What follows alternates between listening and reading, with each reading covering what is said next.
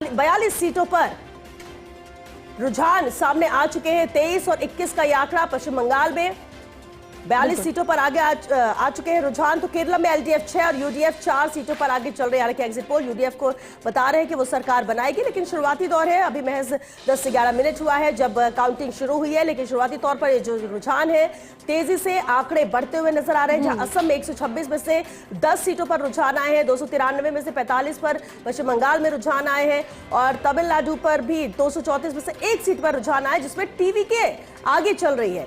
TVK दिलचस्प, जहां विजय ने नई पार्टी बनाई। हालांकि एग्जिट पोल तो नकार रहे हैं, सीधे तौर पर कह रहे हैं कि डीएमके यहां पर सरकार बनाती हुई नजर आ रही है, लेकिन टीएमके क्या वाकई में किसी का खेल बिगाड़ने में कामयाब हो पाएगी अगर सत्ता काबिज नहीं भी कर पाती तो। लेकिन अगर यहाँ पे कुछ अच्छी सीट्स आती तो क्योंकि ये शुरुआती दौर है तो ये उनके लिए भी एक सकारात्मक परिणाम के तौर पर देखा जाएगा। अगर हम तमिलनाडु की बात करें, बिल्कुल आपने ठीक कहा, क्योंकि तमिलनाडु की राजनीति भी कुछ इस तरह का हाल फिलहाल लिए हुए है। लेकिन पश्चिम बंगाल में बीजेपी 25 सीटों पर, टीएमसी 21 सीटों पर फिलहाल बढ़त में भारतीय जनता पार्टी यकीनन यहां पर चल रही है अन्य सीटों पर आगे।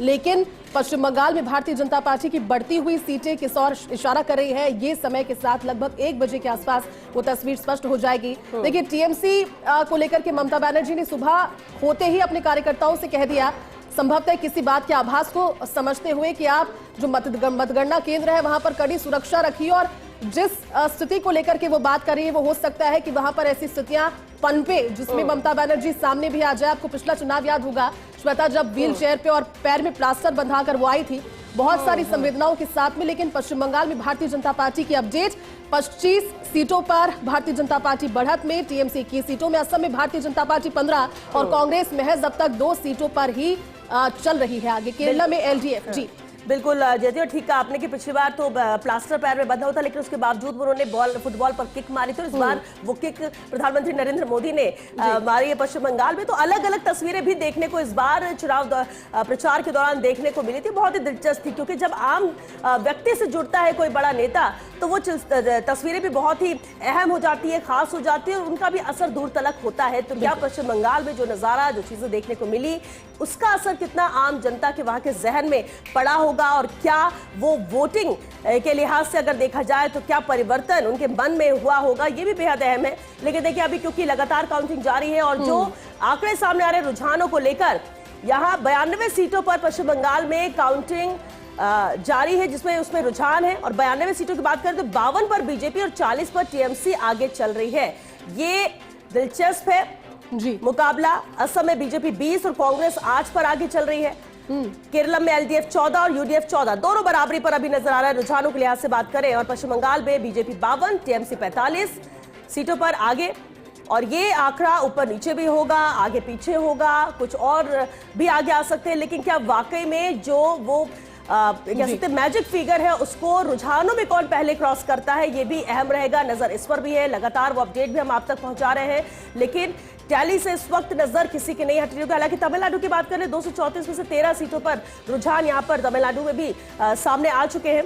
और ये किसके फेवर में जाते हैं वो भी बेहद इंटरेस्टिंग है, क्योंकि डीएमके प्लस को 9, 3 एआईएडीएमके और 1 टीवीके के खाते में तमिलनाडु की ये रुझान है। लेकिन केरल में ये आंकड़ा 23 और 16 का, जहां एलडीएफ 23 और यूडीएफ 18 पर सीटों पर रुझान में आगे चल रही है। पश्चिम बंगाल का यह आंकड़ा बीजेपी का 52 और टीएमसी का 45 का है। तो असम का यह आंकड़ा बढ़ा है बीजेपी के फेवर में, बीजेपी 20 और कांग्रेस 8 सीटों पर आगे चल रही है। बिल्कुल आपने ठीक कहा। देखिए, देश के लिए महत्वपूर्ण, क्योंकि आज 5 राज्यों का चुनाव और 5 राज्यों के अगले 5 साल की परिस्थिति को लेकर, पूरे देश के ओवरऑल परिस्थिति को लेकर राजनीतिक जो हलचल रहेगी उसे ये चुनाव तय कर देगा।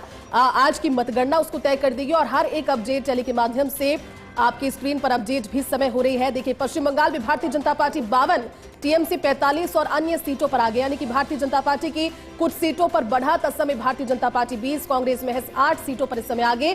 केरलम में एलडीएफ 24 और यूडीएफ 22, यानी कि कांटे की टक्कर केरलम में भी जारी है।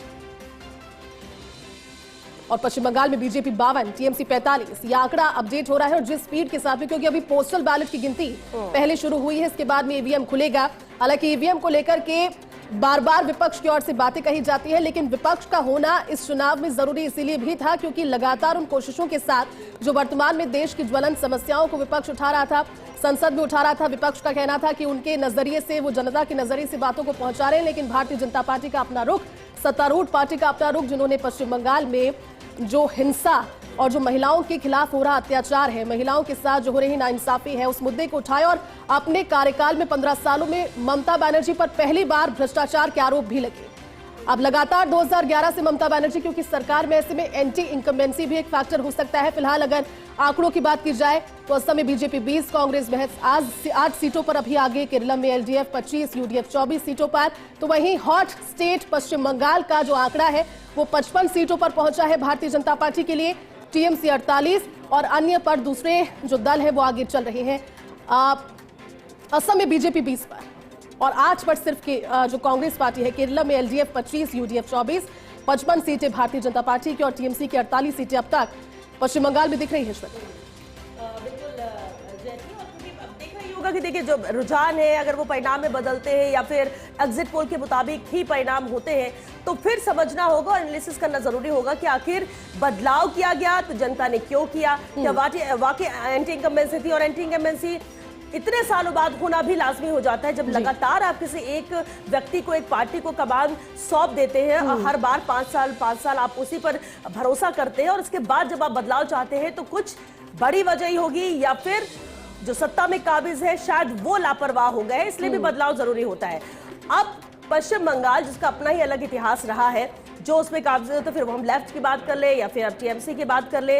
और ये भी कहते हैं वहां पे कि जब वहां की जनता भरोसा करती है एक बार, तो सिर्फ एक बार नहीं, आने वाले कई मौके देती है उस पार्टी को ताकि कुछ काम वहां पर हो सके। अब हिंदुस्तान में अलग अलग राज्यों में अलग अलग सरकारें हैं और हर किसी के राज्यवार भी हम देखें तो सरकार के काम करने का तरीका अलग होता है, लेकिन आम जनता ये चाहती है कि उसकी जो जरूरत की चीजें हैं वो उसको मुहैया हो सके। बेरोजगारी, महंगाई जैसी चीजों पर केंद्र सरकार वहां पर लगाम लगा सके और दूसरा विकास को लेकर, इंफ्रास्ट्रक्चर को लेकर, क्योंकि तस्वीरें भी राज्यों की बदलनी होती है और उसके लिए कितना इन्वेस्टमेंट आता है। बाहरी जो लोग हैं, जो एनआरआई हैं, जो हिंदुस्तान से बाहर आते हैं या फिर जो दूसरे बड़े इंडस्ट्रियलिस्ट हैं, वो कितना भरोसा या कितने ज्यादा दिलचस्पी उस राज्य में लेते हैं, ये डिपेंड करता है कि वहां का माहौल कैसा है। तो क्या वाकई में पश्चिम बंगाल के माहौल को बदलने की अब जरूरत हो गई है? अब देखिए बीजेपी 60 और टीएमसी 56 सीटों पर आगे चल रही है। नेक टू नेक फाइट अभी नजर आ रही है। रुझानों में अगर हम देखा जाए तो बहुत ज्यादा फर्क नहीं है, 60 और 56 का नजर आता है। केरल में भी यही तस्वीर है, एलडीएफ और यूडीएफ, जो एलडीएफ 26 और यूडीएफ 27 पर। तमिलनाडु का जो आंकड़ा है वो कहता है डीएमके 22, एआईएडीएमके 7 और टीवी के 3 सीटों पर। ये जो तमिलनाडु के आंकड़े वो तो कम से कम एग्जैक्टली वैसे नजर आ रहे हैं जो एग्जिट पोल कहता है, क्योंकि वहां पर कोई भी एग्जिट पोल कहीं इफ बट की स्थिति नजर नहीं आती है। तमिलनाडु को लेकर स्पष्ट कहा जा रहा है कि डीएमके की वहां सरकार रिपीट होगी, एआईएडीएमके यानी एनडीए प्लस की जब हम बात करते हैं तो वहां पर कुछ बहुत ज्यादा कमाल नहीं कर पाएगी, लेकिन टीवी के जो कि नई पार्टी है और एक ऐसे तो उसका डेब्यू हुआ है तमिलनाडु में, तो नई एंट्री जो है उस लिहाज से यहाँ पर सीट अगर जीत कर आती है तो शुरुआती तौर में है और वो आगे कह सकते हैं कंपटीशन देगी, भले ही अभी सरकार में ना बने या हो सकता है सरकार बनाने की स्थिति में जो हो, किंग मेकर की भूमिका में भी कोई तीसरी पार्टी हो सकती है, लेकिन ये तब होता जब अंतर नेक टू नेक का होता है। बट तमिलनाडु में जो कहा जा रहा है या जो एग्जिट पोल कहते हैं या जो रुझान अभी नजर आते हैं वो एक तरफा डीएमके के फेवर में नजर आते हैं। लेकिन क्या वाकई में वो अभी भी कह रहे हैं, क्योंकि अभी बहुत जल्दबाजी में हम कुछ नहीं कह सकते कि शुरुआती तौर पर जब रुझान आया हम तय कर दे कि कौन जीत रहा है कौन हार रहा है, क्योंकि बिहार का चुनाव भी 2016 का हमें याद रखना चाहिए, जब वहां 1 घंटे में काउंटिंग शुरू होने के साथ ही 1 घंटे तक सभी ने कहा कि सरकार बन रही है और इसके बाद एकदम उलट सरकार बनी थी। तो वो भी एक उदाहरण हम सबके सामने है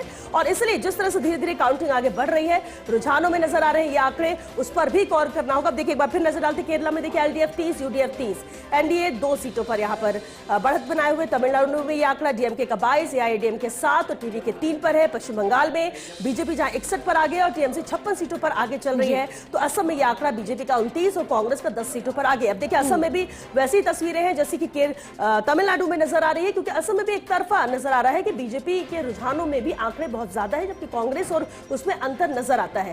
तो ऐसे में जो कहा जा रहा है कि असम में एक बार फिर से हिमंता को कमान सौंपी जा सकती है, बीजेपी फिर सत्ता में आएगी, यहाँ पर हैट्रिक बनाएगी, तो वो अभी के रुझानों में तो नजर आ रहा है। अब आगे देखते हैं होता है क्या। बिल्कुल आपने ठीक कहा, क्योंकि 8:20 और 20 मिनट के दौरान अगर पश्चिम बंगाल की बात की जाए तो 62 से ज्यादा सीटों पर जो रुझान है अब तक सामने आ चुके हैं। अपडेट वो लगातार हो रहा है, लेकिन तमिलनाडु में जिस तरह से आपने जिक्र किया, क्योंकि एमके स्टालिन सत्तारूढ़ में और ऐसे में सुप्रीमेसी जो उनकी है वो नजर भी आती है। पुडुचेरी केंद्र शासित प्रदेश में एनडीए 13 और कांग्रेस 4, अन्य 1 सीट पर फिलहाल। लेकिन पश्चिम बंगाल में देखिए 65 पर पहुंच गई है बीजेपी और टीएमसी 57 पर है। बहुत कट टू कट फाइट इस समय चल रही है।